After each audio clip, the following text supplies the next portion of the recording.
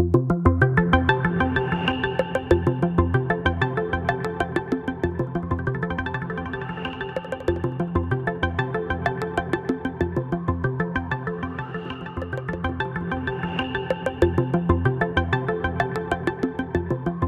mente en forma, una mente emocionante. Capa es para mí un maestro de la vida. Hay muchos otros: el explorador de Ernest Shackleton, el músico y escritor Boris Vian, el físico Stephen Hawking, el superhéroe Christopher Reeve. De algunos de ellos hablaré en este libro porque estos hombres y mujeres son buenos modelos de seguir. Para el psicólogo cognitivo, representan lo contrario a lo que combatimos, lo opuesto al malvivir. Y es que el principal enemigo del psicólogo es lo que llamamos neurotismo, es decir, el arte de amargarse la vida mediante la tortura mental.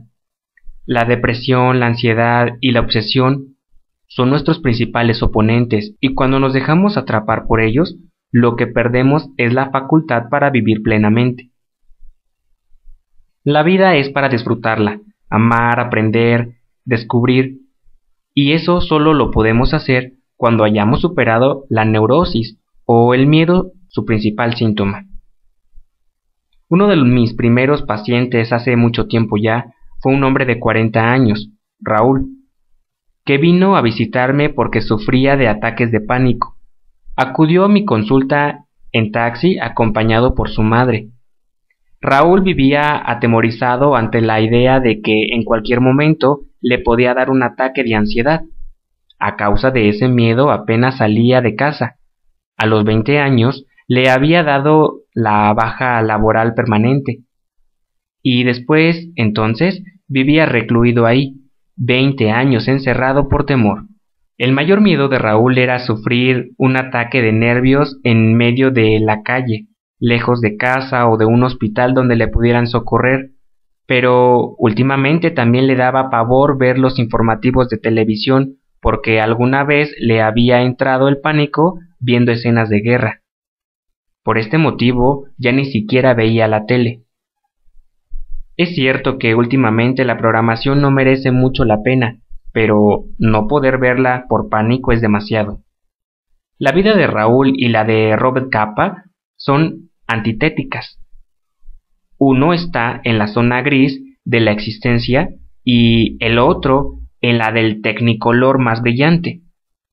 Qué diferente es surfear la vida por encima de sus olas a vivir sumergido siempre medio ahogado, vapuleando por las corrientes marinas, gozar la vida o sufrirla como si fuera un mar hostil que nos domina. Suelo decirles a mis pacientes de la consulta de Barcelona que mi objetivo global es hacerles fuertes en el ámbito emocional. Esa fuerza les permitirá disfrutar de la vida con plenitud. Aquí no queremos vidas normales, grises o simplemente estables, les digo. Queremos aprovechar todo nuestro potencial. La neurosis es un freno a la plenitud y a la salud emocional. Salvoconducto a la pasión y a la diversión vital. Se puede aprender. Mucha gente es escéptica respecto a la posibilidad de poder transformarse en personas fuertes y emocionalmente estables. En la consulta a menudo me lo expresan así. Pero si he sido así durante toda mi vida, ¿cómo me podría cambiar una terapia que solo va a durar unos meses? La verdad es que es lógico hacerse esta pregunta porque todos tenemos la impresión de que el carácter no se puede transformar. Mi abuelo, un tipo duro que había luchado en la guerra civil, solía decir con tono grave: si una persona no es madura a los 20 años, no lo será nunca. Y en buena medida tenía razón, porque lo cierto es que no es habitual cambiar de una forma radical, pero eso no significa que sea imposible. Hoy en día sabemos que, con la guía adecuada, no solo es posible, sino que todos, hasta el más vulnerable, pueden conseguirlo. La psicología actual ha desarrollado métodos para ello, y este es precisamente uno de mis primeros objetivos: informar al lector de que cambiar, transformarse a uno mismo en una persona sana a nivel emocional es posible. Por supuesto que lo es. Tengo muchísimas pruebas que lo demuestran, entre ellas el cambio que han experimentado miles de personas yendo al psicólogo en todo el mundo. En realidad se trata de miles de pruebas, ya que cada uno de estos hombres y mujeres demuestran que es posible. Sin ir más lejos, en mi blog www.rafaelsantandreu.wordpress.com, muchos de mis pacientes escriben sobre sí mismos y sus historias de superación. Yo veo a muchísimos pacientes todos los años, cientos, y puedo afirmar con rotundidad que el cambio es posible. Como el siguiente caso real: María Luisa acudía al teatro todas las noches para representar una comedia de mucho éxito en Madrid. En cuanto subía el telón, aparecía en escena con todo su esplendor y la gracia y la elegancia que solo los actores clásicos poseen. El final era siempre el esperado: casi 10 minutos de aplausos ininterrumpidos por un trabajo genial. ¡Qué buena actriz! ¡Qué simpática!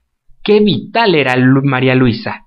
Pero lo que el público no sabía es que, de vuelta a casa, esa misma noche, a María Luisa se le mudaba el ánimo para hundirse en un pozo de depresión e inseguridad.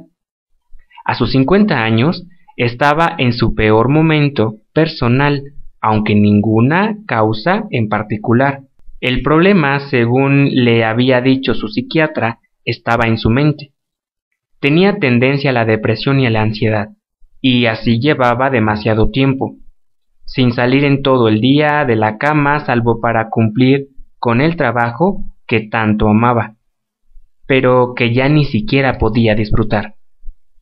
Esta es la historia real de María Luisa Merlo, la gran actriz madrileña, según relata ella misma en su libro Cómo aprendí a ser feliz.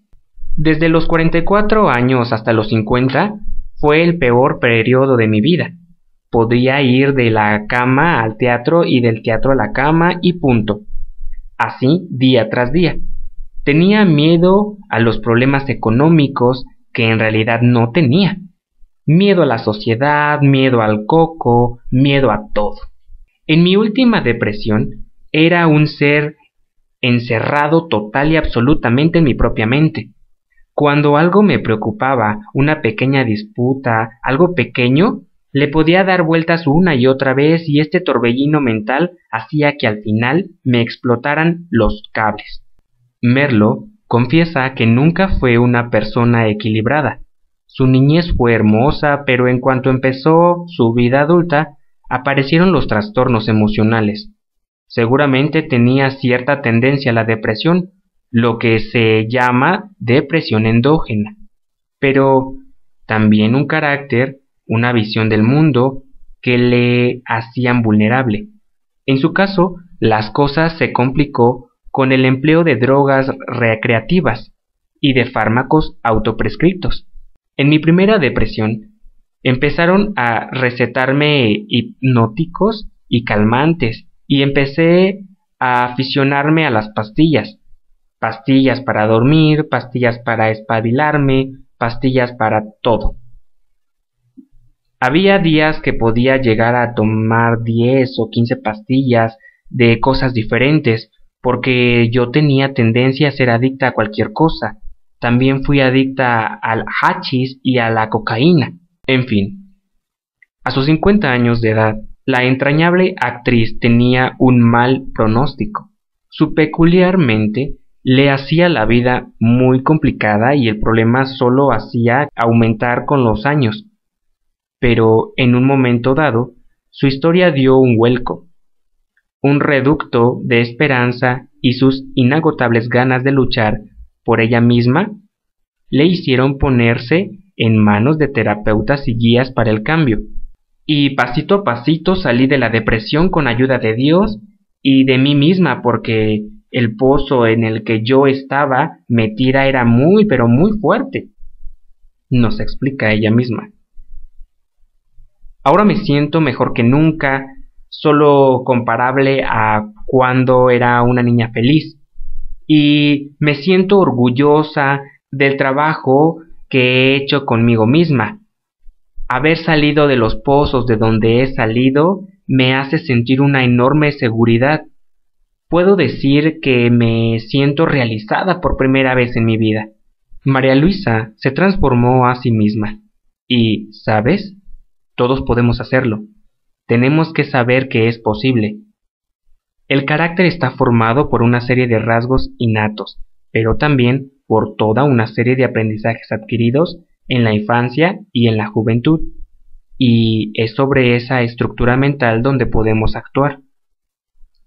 Como veremos a lo largo de las páginas de este libro, podemos forjarnos una vida libre de miedos, abierta a la aventura, plena de realizaciones. Cuando hayamos transformado nuestra mente, seremos más capaces de gozar de las cosas pequeñas y grandes de la vida. Podremos amar y dejar que nos amen con mayor intensidad y tendremos grandes dosis de serenidad interior. Seremos un poco más como el autógrafo aventurero Robert Capa, grandes amantes de la vida, de nuestra propia vida.